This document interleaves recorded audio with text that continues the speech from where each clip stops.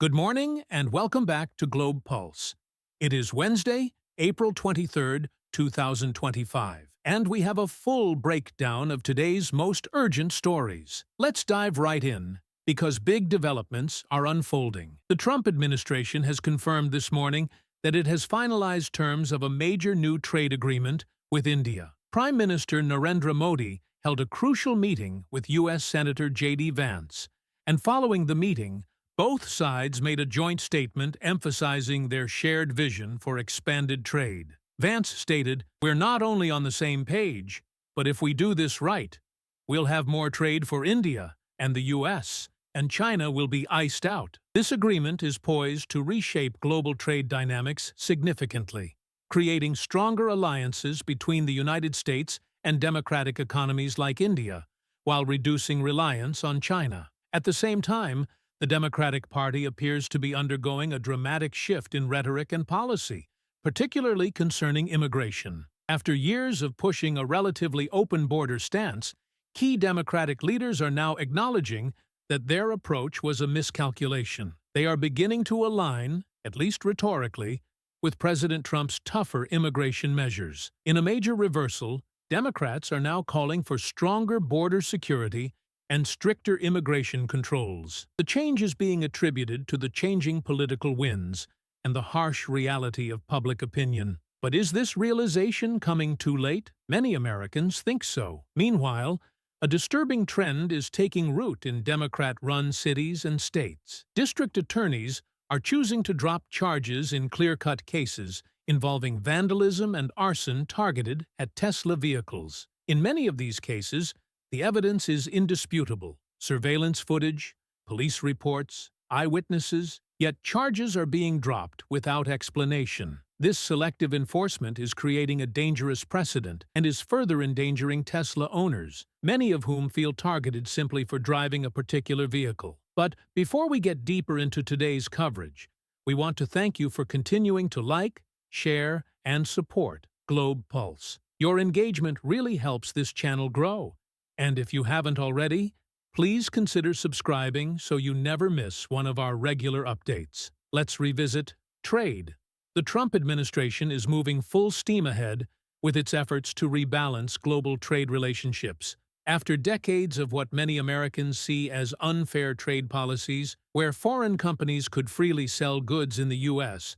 without offering reciprocal access, the current administration is taking bold steps to reverse this imbalance. Over the past 2 weeks, critics have been relentless, warning that these trade initiatives would disrupt global markets and hurt the U.S. economy. Media outlets have repeatedly accused the Trump team of jeopardizing economic stability. However, these warnings have not held water, and now we're beginning to see why. The same critics who sold out America's middle class for 40 years, shipping manufacturing jobs overseas, letting rural communities rot, are being proven wrong. This new trade deal with India represents a dramatic departure from that failed model. India stands out as a key strategic partner. It's one of the few countries capable of rivaling China in manufacturing, yet it does not share China's expansionist ambitions. Both the U.S. and India view the Chinese Communist Party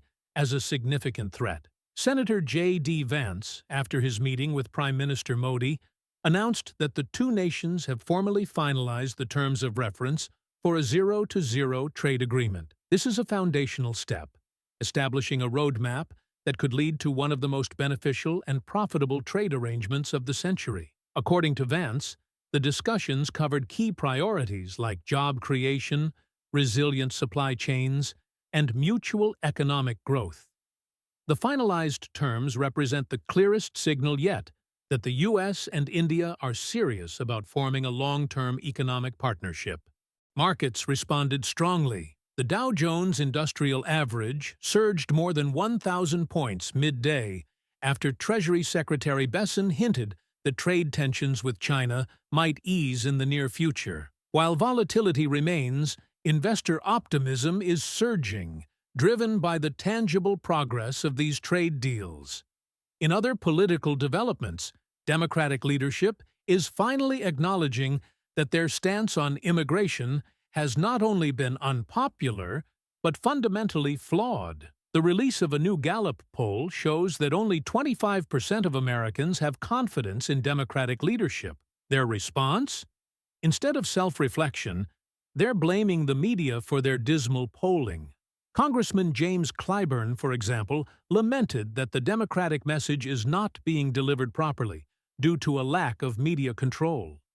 He claimed that the party's communication struggles stem from journalists refusing to fact-check misinformation or spin stories in their favor. Yet the deeper problem lies in the substance of their policies, particularly on immigration. A prime example: several Democratic Congress members flew to El Salvador, on the taxpayers' dime, to protest the deportation of Kilmar Abrego Garcia. Garcia, an alleged MS-13 gang member, had been deported by the Trump administration back to his home country. This group of congresspeople, instead of supporting domestic victims of gang violence, chose to champion the return of an accused wife-beater and human smuggler. They described the deportation as a due process crisis, completely ignoring Garcia's long criminal history. Footage shows the group enjoying luxury accommodations and beachside cocktails, prompting public outrage. The president of El Salvador made it clear: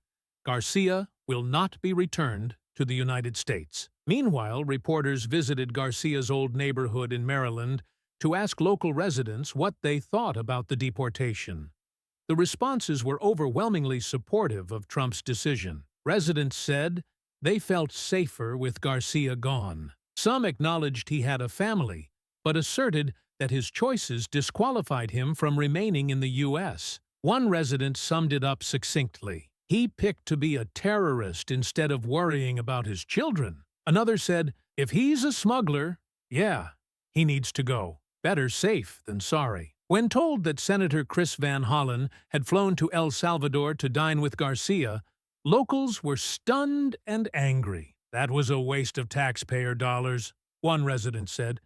If you're siding with a wife-beater and a smuggler, you don't need to be my senator. As the outrage mounts, House Minority Leader Hakeem Jeffries is changing his tone. He now admits that President Trump was right about immigration and the failure of Biden's border policies. Jeffries conceded that the party had been slow to react, and that it cost them not just swing voters, but members of their own base, including communities of color. In an interview, Jeffries said the Democratic Party is now committed to securing the border, though many voters view the gesture as too little, too late. All of this raises serious questions. Can Democratic leaders ever be trusted again on this issue? For 5 years, they told the public the border was secure, even as millions entered illegally. Over 10 million illegal border crossings occurred under policies they championed. Now, they want to course-correct, but trust has eroded. In another major development, district attorneys funded by George Soros are dropping serious charges in violent vandalism cases. Radical activists who firebombed Tesla dealerships and destroyed electric vehicles are being let off without consequence. One of the most shocking cases involves Mary Frances Morardi, DA for Hennepin County, Minnesota. Her office declined to press charges against Dylan Bryan Adams, a government employee under Governor Tim Walz, despite overwhelming evidence. Adams was caught on camera vandalizing 6 Tesla vehicles, causing over $20,000 in damage. The Minneapolis Police Department issued a scathing statement, saying they had presented an airtight case and that all frustration should be directed at the DA's office. Finally, President Trump is exploring a bold new proposal to address America's declining birth rates: a $5,000 stipend for every new American mother. According to a New York Times report, the administration is seriously discussing initiatives to encourage family formation and childbearing. This echoes warnings from Elon Musk, who has long said that falling birth rates are a threat to human survival. Musk has repeatedly warned that unless this trend reverses, societies will collapse under their own demographic weight. Last year, the U.S. recorded its lowest birth rate in history, just 55 births per 1,000 women. Musk noted that some countries, like South Korea, have birth rates that are one-third the replacement level. If such trends continue, populations could shrink by 90% in a few generations. Musk emphasized that America, as the central pillar of Western civilization, must remain strong. If the U.S. falls, the rest of the West could collapse with it. His warning: either we strengthen this column or the entire roof comes crashing down. This proposed stipend could be a game-changer for struggling families and a powerful incentive to reinvest in the nuclear family. Let us know what you think in the comments. Is this a smart policy move or government overreach? That wraps up today's edition of Globe Pulse. Be sure to like, comment, and subscribe so you never miss a beat. We'll see you next time.